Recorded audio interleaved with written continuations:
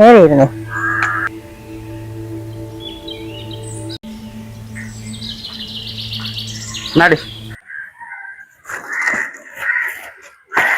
ഇതന്നെ നത്തോലിയാണോ?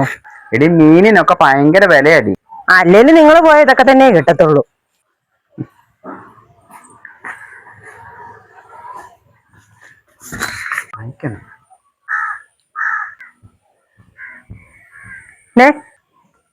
നിങ്ങക്ക് ചോറിന് നത്തോലി പൊരിക്കണോ അതോ മുട്ട പൊരിക്കണോ?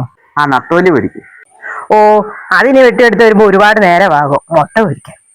എന്നാ പിന്നെ എന്നാത്തിനാടി നീ എന്നോട് ചോദിച്ചത്? നിങ്ങൾ അറിഞ്ഞായിരുന്നോ സുബൈറിന്റെ മോളെ കാണാനില്ലെന്ന്? ആരുടെ കൂടി ഒളിച്ചോടി പോയെന്നൊക്കെയാ പറയുന്നത്. എന്നാ ജാടയായിരുന്നു ആ സുബൈറിനും ലൈലാക്കും. എന്റെ മക്കൾ ഡീസന്റ് ആണെന്നും പറഞ്ഞോണ്ടാ നടന്നോണ്ടിരുന്നത്. ഇപ്പൊ കണ്ടോ? ഇനിയിപ്പൊ അവരെങ്ങനെ ഈ നാട്ടുകാരുടെ മുഖത്ത് നോക്കുന്നതെന്ന് ഓർക്കുമ്പോഴാ. നിർത്തടി, നീ വലിയ കളിയാക്കൊന്നും വേണ്ട. ആ ലൈലയ്ക്കും സുബൈറിനും മാത്രമേ അവരുടെ അവസ്ഥ എന്താണെന്ന് മനസ്സിലാവുള്ളൂ. നമുക്ക് ഒരെണ്ണം വളർന്നു വരുന്നുണ്ടല്ലോ. അവള് നാളെ നമ്മളോട് എന്നാ ചെയ്യുന്നതെന്ന് നമുക്ക് പറയാൻ പറ്റൂ. ഇനി ഒരു പരിധി കഴിഞ്ഞ ഇന്നത്തെ കാലത്തെ മാതാപിതാക്കൾക്ക് മക്കളുടെ ജീവിതത്തിൽ ഒരു സ്ഥാനവുമില്ല. ഇതേ മുൻകൂട്ടി കണ്ടിട്ടാ പണ്ട് കാരണവന്മാര് പറഞ്ഞത്, മക്കളെ കണ്ടും മാമ്പു കൊണ്ടും കൊതിക്കരുത്.